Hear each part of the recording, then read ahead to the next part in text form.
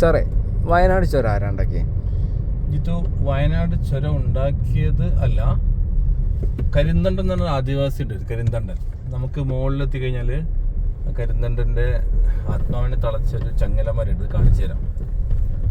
ആ കരിന്തണ്ടൻ കാലിയെ മേച്ച്, വയനാട്ടിൽ നിന്ന് കാലിയെ മേച്ച് താഴ്വാരങ്ങളിലേക്ക് പോവായിരുന്നു. ടിപ്പു സുൽത്താൻ്റെ അധീനതയിലായിരുന്നു വയനാട്ടിലുണ്ടായിരുന്നത്. ഹൈദരാലിയുടെ ശേഷം ടിപ്പു സുൽത്താൻ്റെ കയ്യിൽ.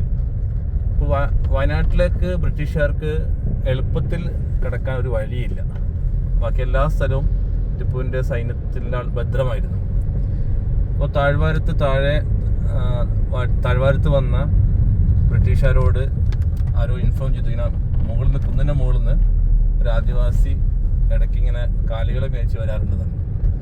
അങ്ങനെ ബ്രിട്ടീഷുകാർ നോക്കിയിരുന്ന കരിന്തണ്ടനെ കണ്ട്, കരിന്തണ്ടനാണ് അവർക്ക് മുകളിലേക്കുള്ള വഴി കാണിച്ചു കൊടുക്കുന്നത്. പിന്നീട് ബ്രിട്ടീഷുകാരാണ് അത് ഈ ചുരം ഡെവലപ്പ് ചെയ്യുന്നത്.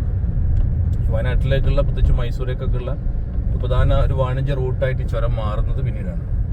പക്ഷേ ഇത് കണ്ടുപിടിച്ചതിൻ്റെ ക്രെഡിറ്റ് എടുക്കാൻ വേണ്ടിയിട്ട് ബ്രിട്ടീഷുകാർ വളരെ ക്രൂരമായിട്ട് കരിന്തണ്ടനെ കൊലപ്പെടുത്തി കളഞ്ഞു.